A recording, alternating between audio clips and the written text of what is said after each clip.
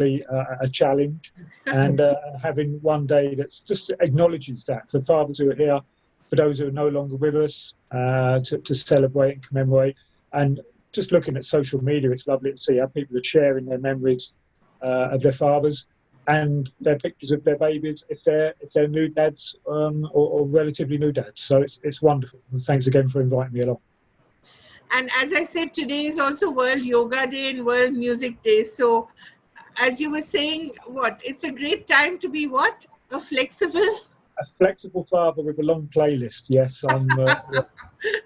Truly. But Rob, really, I was watching Marriage Story some time ago, and it talks, one of the most poignant bits there really is from the lawyer played by Laura Dern, who talks about how the whole idea of fatherhood is such a recent phenomenon, just about, maybe 30 years old. And really the burden of parenting was really on the mother, and it's so unusual, which is what makes Marriage Story so sad and so memorable. And it's a pity it didn't win any Oscar, but that's another story. But it makes it so poignant because here is a man who genuinely wants to be a parent, who wants to be a father, and society doesn't necessarily recognize that as important as the mother. Is that something you faced as well, or your friends have faced? Absolutely, Cabri. I think in the work I've done, especially looking back pre-industrial revolution, going back 200 or 300 years, when families were predominantly small holdings and farmers, dads played as big a part in caring, nurturing for children as mums did. They were very much part and parcel of the whole package of the family. The Industrial Revolution, the way society has changed, especially in the focus on the man being the breadwinner, right, and the man going out to work, completely shifted that dynamic. Parenting, bringing up children became a woman's job, and it wasn't a case that men were involved. Dads weren't very hands-on. right. In the last probably 30 years, as you point out from the film, that is shifting. It has shifted dramatically, mainly because of the rise of women in the workplace and the shift in the dynamics and the feminism-fueled movement to ensure that women attain the equality. Men have had to step up to the plate to a degree to take on the role that women have done for decades, centuries. Dads have also wanted to be more involved. Dads have realised their worth, and I think when you certainly look at when dads aren't involved, what the repercussions are of absent fathers, I think a lot of dads have started to realise the importance of them being there from the start. And I think that has helped to shift dynamic. That has helped to change the attitudes in the workplace towards men and flexible working and parental leave, certainly in Western Europe and the US. And I think it's not one particular thing. It's changing the empowerment of women in the workplace and the way that they've become, their careers have changed, and also the way that men have wanted to become more hands-on, wanted to be more active, probably led a little bit by the celebrity culture even. The fact that we look now at hands-on dads, the David Beckhams of this world, in a lot more admiration than we probably might have happened a generation or two ago. It would have been seen as being not necessarily the most masculine thing to be out with the kids and bringing up your children and carrying them in a papoose and being staying at home dad. That's changed. Society's attitudes are changing, and partly through the necessity of work and the family dynamics. But as we were saying a little while ago, there is still largely a stereotype of the stay-at-home dad, and it's somewhat emasculating as well. We were talking about Motherland, which is a really lovely series, I think, that BBC runs, where the stay-at-home dad is a bit of a joke, It's only in the second season that he comes into his own. Do you still face a lot of, I wouldn't call it social stigma, but somewhat of social smearing, shall we say, where stay-at-home dads are concerned? Absolutely. I think part and parcel of that is entrenched in masculinity. Whenever a group of men get together, they will talk about each other, and the first thing they'll ask is, what do you do for a living? Like, what is your job? How do you get there? What do you drive? What do you do for sports? the fact that your father would come 4 or 5 strokes down the list at least. Whereas I think when women get together, they'll speak, if they are mums, have you got any children, how many children have you got, would be one of the opening gambits almost. Right. So I think quite often that's just part and parcel of our culture, and masculinity in particular, is that we don't necessarily value fatherhood in the way that women do with motherhood.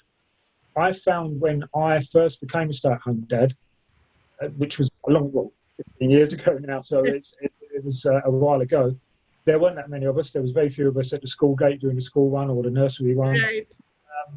And part and parcel of that was me speaking to people at work who considered that I was taking a bit of an easy option. I think it was seen as kind of opting out of the 9 to 5. And it did feel like I was being seen as someone who had stepped to the other side, as it were. Yeah. I think the workplace is changing, certainly in light of recent events, especially working from home, more flexible, dad be more hands-on, etc. We'll shift that on again. But to begin with, the idea of stay-at-home dads was seen as a bit of a joke and parodied as being a bit of a hopeless guy who doesn't really know what he's doing. Exactly. And not everybody looks sexy when they're pushing the pram, and playing with their kids in the sort of the local neighborhood park. So that's a bit of a problem. But also wrapped in this whole thing is the idea of masculinity, isn't it? At the end of it, really, what is it to be a man in the contemporary world? What the whole idea of toxic masculinity has come under so much of a backlash. But at the same time, the other extreme is being a woke man. That's also something of a figure of fun. So really, what does one end up doing? What does one end up being? You have to really renegotiate the idea of being a man, and then teach your son or your daughter what being a man is. Yeah, absolutely. I think one of the key things I try and get across in the books that I write, and as we spoke earlier, I take a lot of advice and insight from fathers and also experts in various fields, men and women. And the key thing that constantly comes back is role modelling. Yeah. We always remember our dads. We look up to our dads. The way we talk about our dads is always in a kind of from a viewpoint of looking up and admiring. So they obviously do lead, they influence from the start. And I think we've got to realise that as men, that every action, the way we speak to our wives and our partners, the way we interact with our choice of media, right. Our children absorb stuff all the time, most of which we don't even realise they're taking on board. And I think very much the kickback against toxic masculinity must come from us, must come from men, obviously. And it is modelled. It is to ensure that our sons and daughters are aware of how to respect and treat each other. It's got to be shown to come from us. They hang on our every word, our children. And I think we've got to realise that, the impact that we have, and back up our words with actions as well. Being wary of the fact that we need to lead by example. It's difficult. Men have, for decades, for generations, led a very different path, and I think we're finding it difficult to find our role in life. Again, looking back on how women's careers and women's place in society has changed for the better, I think some guys are finding it difficult to work out where they should be at, and they kick against it. They react to it in a bad way, and our children will look at that and think, oh, Dad's angry, Dad's upset, Dad's working for Dad. So it is a case very much of looking in the mirror, looking at ourselves, and constantly being aware of the fact that our children are absorbing everything we do and everything we say. And there, of course, remains an adversarial relationship between schools and parents. I mean, there's always the feeling that, the school feels that it can only teach so much. The child's environment at home is really where he gets his primary role modeling from. And then there's the peer group, and then there's the neighborhood. Where do you place the father in the scheme of all this? With all this that's happening in terms of just the behavioral issues that some kids seem to have. it becomes an issue at school somehow sometimes. How do you handle that? Yeah, I see that a lot, and I've spoken and written about this several times. Yes. A good example of this is reading. Just Yes. fathers being seen to be reading at home Yeah. has such a very basic but very strong influence on their children, to be engaged in literature, to be taking enjoyment from books and magazines and newspapers. It's something that children will see, and they'll see that it's, as boys especially, will see that reading is a positive, a good thing, and Right. enjoy it, and dad's doing it. So that's one of the things when I've gone to parents' evenings meetings, especially, is that children who are doing well, children who are doing academically well, quite often just have books at home, have Yeah. dads at home who read Right. books or take them to the library to buy books. That's just one basic example of it, but it's one that comes up time and time again Yeah. uh, in some of the stuff I've written. Rob, you've looked, your child is, of course, not just your child, but also in a way the subject of your work. He's what, now 16? Yeah, Uh, yeah. how has your relationship with him changed over the years? It's much better than the relationship I had with my own father, and that for me is the, the ultimate success, to be honest with you, because I had a very distant relationship with my dad, due predominantly to the fact that he worked two jobs and he just wasn't home. And so the fact that I've been a stay-at-home dad from very early on has enabled me to engage with Stanley, my son, on a daily basis. So we have a good, strong, honest relationship. We clash. We're two men in the house. He's now, so he's two men in the house. So, but we work through things, which I really think that stems from having a strong relationship from a very early age. We know how to press each other's buttons, as it were, and I think that for me, as I say, is the greatest success to have come out of my relationships with my son is that we're open and we're honest, and we've been able to do that for a long time. And it's very fortunate that I have that. I appreciate that as well. A lot of dads and parents generally will find that before you know it, your kid's 16 and it feels like it's gone in the back of an eye. I feel like I've had a good, strong, long relationship with my son. So that's been a key factor for me. But do you feel that it's because you're a stay-at-home dad? If you had not been a stay-at-home dad, you wouldn't have had such a close relationship? Is Not, that a necessary condition? no, not necessarily at all. I've been fortunate enough to talk to dads who are extremely busy working the top ends of various industries or just Right. work two jobs like my own dad, but made quality time, ensured the time at home wasn't sat in front of a screen necessarily, that they did engage with their daughters and sons and took them out and played as big a part as they possibly can. It's difficult to juggling acts, as we all know these days, but I was especially fortunate, and as a stay-at-home dad, I was more hands-on than some fathers have been, but that doesn't in any way kind of divide the quality of dads who haven't had the same amount of time, but what time they have had, they've made it count, they've made a positive impact. So I think if there is anything to take from that, maybe as a society we really do need to provide more opportunity for both parents to share the Yeah. parenting love. Going back to what I was saying earlier about things like shared parental leave, paternity leave, flexible working, putting the family first. Part of that is hampered by the stigma about men leaving the office too early. Yeah. I found myself one night writing an article in the office about the joys of fatherhood. It was 8 o'clock at night. I should have been at home giving Stanley a bath, but I wasn't. I was still in it. That was when I realised that I needed to change. Right. I would have the impact I wanted to have. Right.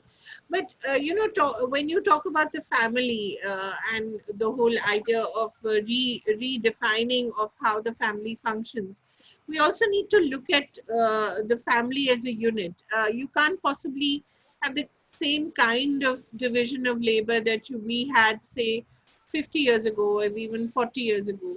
So the family itself as a unit has to be much more dynamic. The idea of the primary caregiver could change even within 5 years, 10 years, even within the same family. And that's something that we still have to come to terms with, isn't it? Because it's a very flexible situation. I mean, tomorrow you could be a stay-at-home dad. 5 years later, it could be your wife, depending on the salaries, depending on a whole host of things.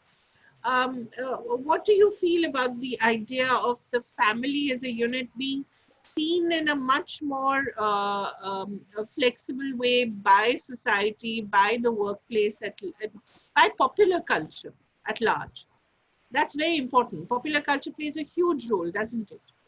Absolutely. We don't really see television programs that feature home dads that often, or Exactly. Yeah. Except, as we said, usually as a joke. joke. Yeah. So certainly that's a prime example where a shift in the representation, the way that fathers are presented, would help. I think generally, I generalise. In fact, I can only speak from someone based in the UK, but the focus is very much on mums and mothers from before babies are born, Right. in health services, in terms of antenatal care, Yeah. postnatal. Postpartum depression, you know. Exactly, and rightly so. But Yeah. I think dads are already playing catch up Yeah. for their child born. So the shift in the workplace, the shift, sorry, in the family home, needs to start almost from the moment that baby is born. In Yeah. the fact that dads need to be shown how to engage, shown how to nurture their child, be Right. as hands-on as mum, and to be as bold and ready to step up to the plate at whatever time. So to suddenly become a stay-at-home dad and you've not really had any engagement in your child, and they're 6 years old, and you've got to pack 30 things to get them to school to make sure they're at school on time, and then you realise, oh, you've forgotten the child or whatever. It's a joke on TV, but Yeah. to an extent, you suddenly find yourself going from working 9 to 5 in the office for 5 years, and then you've got a child that you've spent playtime with, quality time and bath time, but you don't know how to look after them on a day-to-day basis. If that changed from the start, if there was a greater focus on father's involvement and engagement, as well as dad stepping up to the plate, of course, then I think that shift in dynamic in home, whenever that would happen, would be a lot smoother and a lot more beneficial for everyone. But do you see that change happening around you? Do you see, people being more empathetic about, the roles that that the mother and father have to play?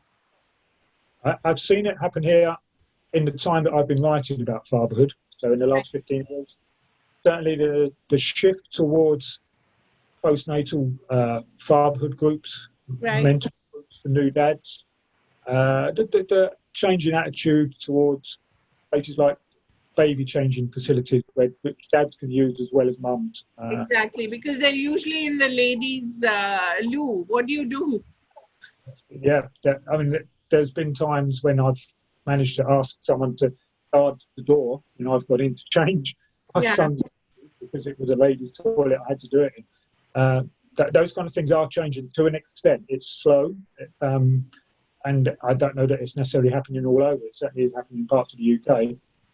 But I think that's probably a good example of how it would take a societal effort, the recognition that dads can play as vital a role in the day-to-day life of their children as mums, to dads to be leading that as well helps. As I say, I've noticed there are some good dads groups now online, especially where good practice, best practice, ideas, or just cries for help among dads are shared. That wouldn't have happened 15 years ago. The internet's helped in that respect, but also I think dads realising that empathy is helpful, shared knowledge is helpful. Right. Yeah, so things are changing, but it's a long haul. We talk about the working mom's guilt. I mean, so much has been written about that, and I think you can just go on and on. There are blogs, there are movies, there are books. What about the working father's guilt? Is there such a thing? Absolutely, as I say, I fell victim to it quite early on, and it's difficult because obviously part of our makeup is to provide. I Yeah. think it's a generalisation again about masculinity, but we think that our role is very much to be the breadwinner, Right. and that way we're supporting the family as best we can, and that is still the case. But I get an element of guilt. I think definitely. Again, it's a two-pronged approach. Society needs to change the workplace, and dads themselves need to change. They need to the fact that going to the office, it's not humiliating to say, I'm a father first. It's not humiliating to say, you know what, I'm leaving early today because I'm taking my daughter to her swimming class or whatever. I think changing the priorities, changing the focus, putting fatherhood, putting parenting, putting children first, it is something we need to do as dads, but we need the workplace to help us. Rob, of course, you've also read the French view on motherhood and parenting, which is essentially you just let them be, and they somehow reach adulthood, and everything is fine. You don't have to necessarily nurture them, and sort of spoil them almost at every step of the way. That's a very French way, in a generalization, of course, again. But that is quite opposite to the way motherhood has been sort of exalted in the US, or maybe even in the UK. How does that continental view, in a way, of motherhood, how does that work for you? It's interesting because I've spoken to people in the UK, and when my son was at nursery school, we had two children there from France in his class. Their parenting approach was very different. I'd noticed it almost immediately. So I find it one of them ones where when I'm exposed to it, I can see the benefits of it. I can understand the benefits. But in theory, it goes against everything I think that should be doing. I think that should try and be involved as much as possible in their child's life. In a hands-on, productive, positive way. But to an extent, I agree. I mean, an element of freedom is something that I think we probably miss. I think my generation were one of the last, when I was a child, to kind of be given more of a free rein. We're very health and safety conscious now, and I think that would jar with a lot of parents, especially the fact that we could maybe ease off and let the kids find their own way. I'd certainly know among the parents I know now, they'd find that quite a strange approach. But it's interesting, and it's not a generalisation. It's one of the ones where I can't think. When I think about all the French parents I know, and there are a few now through the book, they have a very different approach. Yes, it seems to work. So, yes, it seems to work marvelously. They just they treat them almost like adults, and soon they are adults, and great. Yeah. That's their way of nurturing them for the life ahead. Yeah. The other point that I wanted to talk to you about is this whole idea of,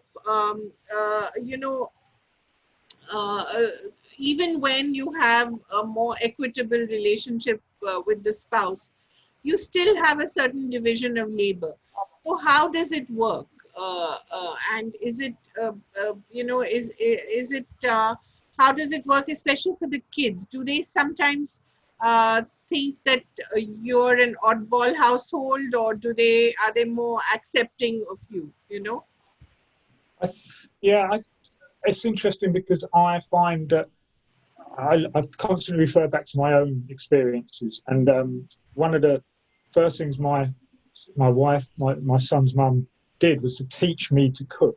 I'd never seen it being done by my dad. I wasn't aware that men really cooked. I mean, I knew that there were chefs and that men can cook, but I'd never really done it. And that division of labour was changed fairly rapidly in our relationship. She got me up to speed with cooking. Good. Providing for her, and eventually cooking the family unit.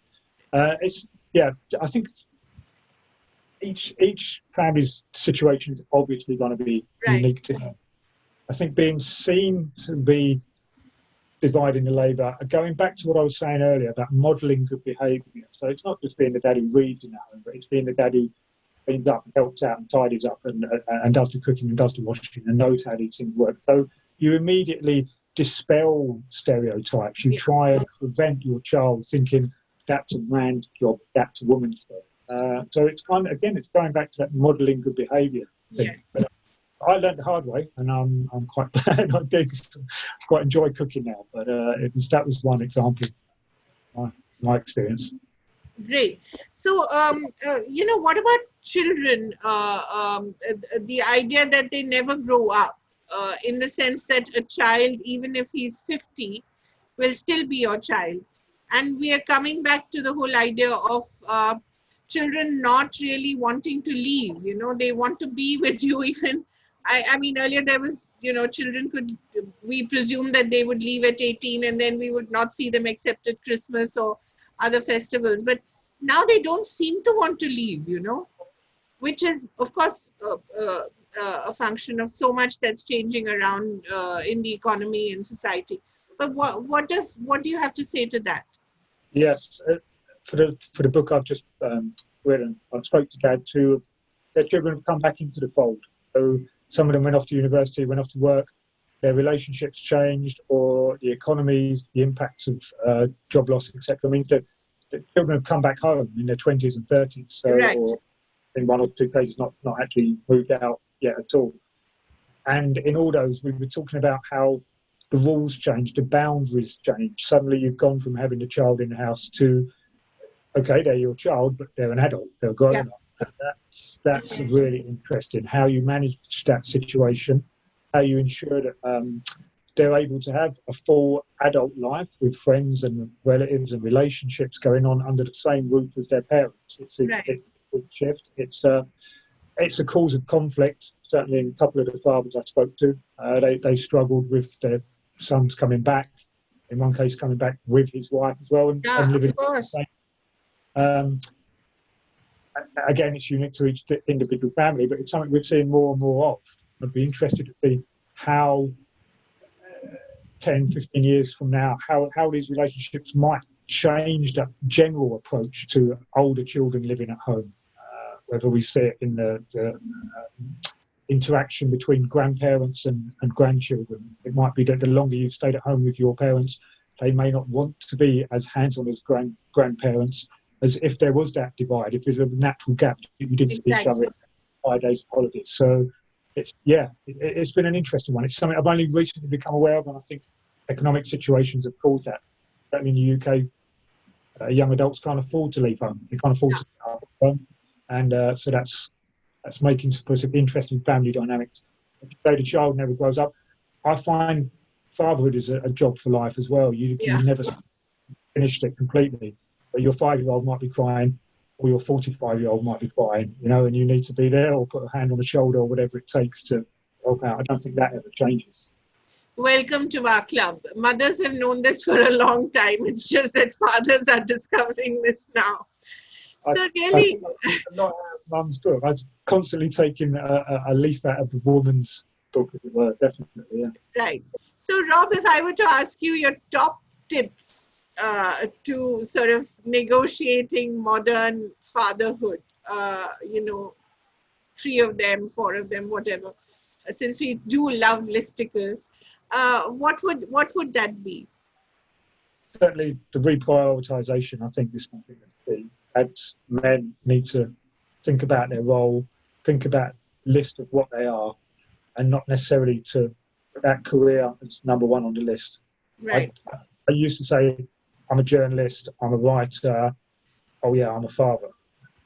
I'm a father first now, and it took a little while for me to realise the importance of putting that at the top of the list.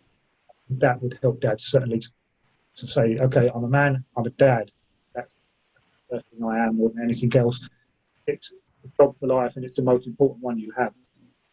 As regards to dealing with modern situations, I can't emphasise enough the bond of dads coming together via online, via forums, just chatting in situations where for a long time it was very strange to be in a school playground with 2 or 3 other dads. We'd always be slightly wary of our situations or not quite know why the other one was there. When you do get together, you actually find it's quite useful. You actually find you do share a bit of best practice, and you pick up the odd tip of that. So it's something that women have done, as we were saying, taking a leaf out of the mum's book, something that women have done for years, that ability to get together and just to share ideas or suggestions or just tell me to cry on, bounce ideas off, etc. Men who do that, and it is happening more. I do see that with some dad groups online and new father groups. If you've got a guy, you've got a friend who's in a similar situation to you, stay in touch. Drop him a text, drop each other a text, how you doing, kind of thing. Just do something that guys struggle to do, but with the purpose being built around your fatherhood, built around your child. It does help to talk, and it helps to share good ideas, and it gives you a sense of identity as a dad. There isn't a manual. As much as I'd like to think the books I write are manuals for dads, there isn't a set manual. Okay, we learn as we go. Right. Yeah. It gives you a better idea of what being a father involves when you talk to other fathers and get an idea of what they do, and they get an idea of what you do. So that's something I do. Modelling best practice, going for a walk with your son and daughter, going for a ride with your son and daughter on a bike, showing them what it means to eat healthily or be fit and active. That's something that I find is probably more influential than we realise as regards bad eating habits, bad dietary habits, as much as it was when I was saying earlier about how you speak to other people, how the interaction you have with your wife, and that your child will look at that and absorb it and think about how men and women interact, and that will have an impact on them. Equally, modelling good behaviour in the fact that you're fit and active and you're looking after yourself and you're in good health. I think they'll absorb that as well. So try and be an active dad, be a dad who chats a lot, and be a dad who enjoys the role more than anything, because it is a job for life. Right. Great. Thank you so much, Rob. It's been such a pleasure to talk to you, and I wish you all the best. And no working fathers guilt for you. Thank you so much. I've really enjoyed it. Thank you. See you. Bye. Bye now. Bye.